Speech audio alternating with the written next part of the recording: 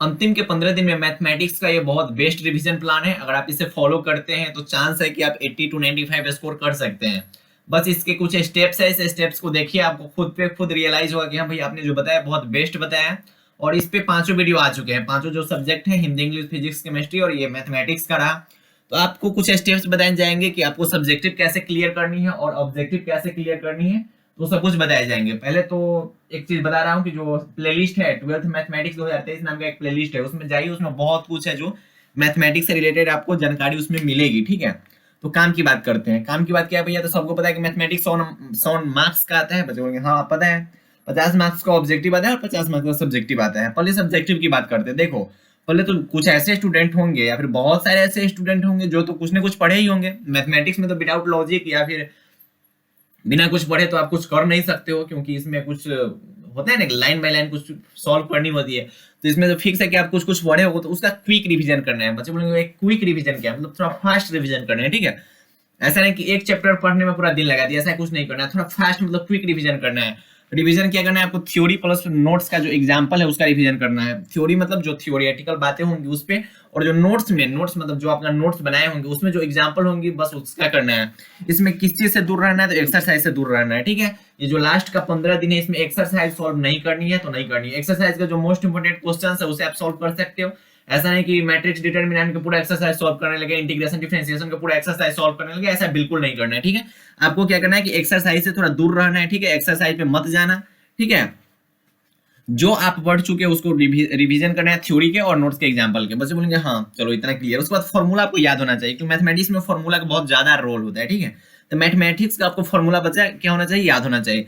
Short notes अगर आप बनाए होंगे, जो बनाए होंगे उनके लिए, जो नहीं बनाए कोई बात नहीं, अब बनाना भी मत। ठीक है, लास्ट के टाइम में ऐसा ना हो कि अब लास्ट के टाइम में शॉर्ट नोट्स बनाने लगो, अब शॉर्ट नोट्स बनाने में 2 दिन निकाल दिए, ऐसा कुछ नहीं करना है। ठीक है, तो अगर आपके पास शॉर्ट नोट्स है तो शॉर्ट नोट्स का रिवीजन कीजिए। ठीक है, रिवीजन कर जाना। ठीक है, उसके बाद practice only example of NCERT. मतलब क्या हो भैया, अगर आपको लग रहा है कि हाँ कि कोई चैप्टर वीक है, जैसे कोई स्टूडेंट है जिसका इंटीग्रेशन डिफरेंशिएशन वीक है, इंटीग्रेशन और डिफरेंशिएशन अगर वीक है, तो वो एग्जांपल जो दिए होंगे एनसीईआरटी में वो एग्जांपल को सॉल्व करेंगे। मतलब एनसीईआरटी की मैं बात कर रहा हूँ। ठीक है, एनसीईआरटी, ठीक, क्योंकि उसी से क्वेश्चन आते हैं।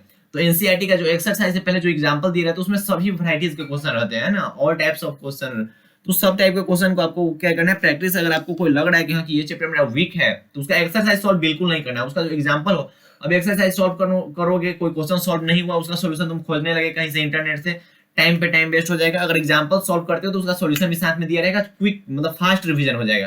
तो अगर आपका कोई सब्जेक्ट है, कोई चैप्टर ऐसा है जो वीक है मैथमेटिक्स में, तो उसका प्रैक्टिस करना है तो ओनली एग्जांपल का करना है, एनसीईआरटी के एग्जांपल का करना है। एनसीईआरटी की मैं बात कर रहा हूँ, बार बार बोल रहा हूँ भैया, एनसीईआरटी। ठीक है, उसके बाद क्या करना है कि फॉर्मूला रट जाना। मतलब फॉर्मूला तो मैंने बता दिया कि याद होना चाहिए या रट जाना चाहिए।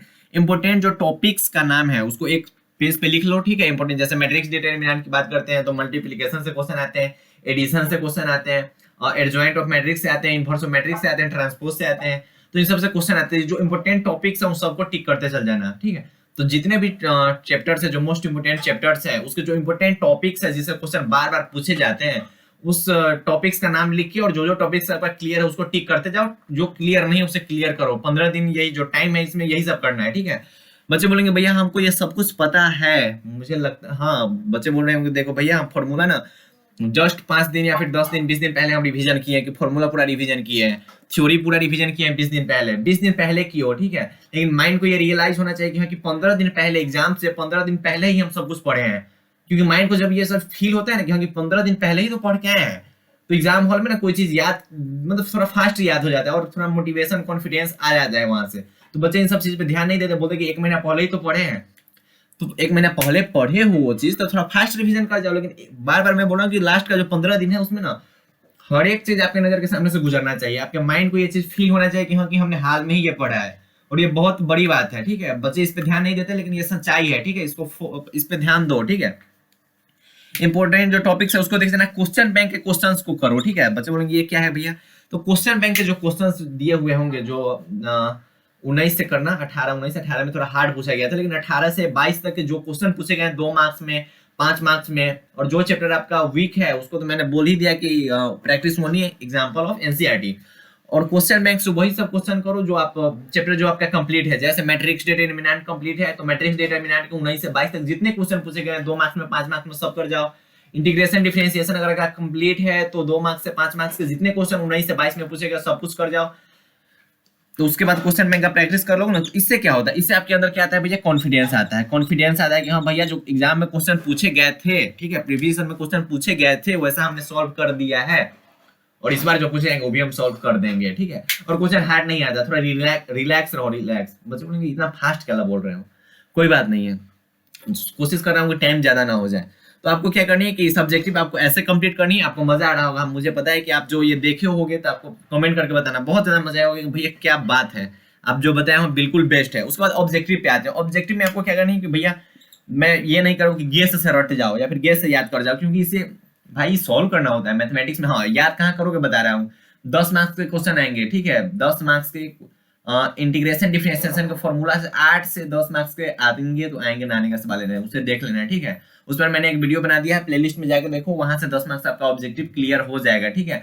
मैट्रिक्स डिटर्मिनेंट के थ्योरी से लगभग 5 से 7 क्वेश्चन आ जाएंगे, थ्योरी से मैं बोल रहा हूँ, ठीक है, उससे ज्यादा ही आ सकते हैं, क्योंकि थ्योरी में एडिशन मल्टीप्लिकेशन सब तो थ्योरी में ही है, तो उससे आ जाएंगे, ठीक।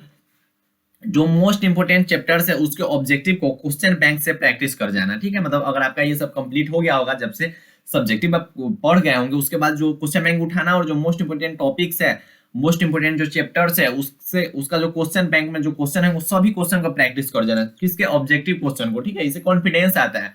क्वेश्चन बैंक क्यों आते हैं, कॉन्फिडेंस आपका बढ़ाने के लिए, कि हाँ कि अगर 3-4 साल का हम क्वेश्चन कर दिए हैं तो फिक्स है कि जो आने वाला है उससे हमारा तैयारी कंप्लीट है, हम इस साल भी 2023 भी कर देंगे, ठीक है।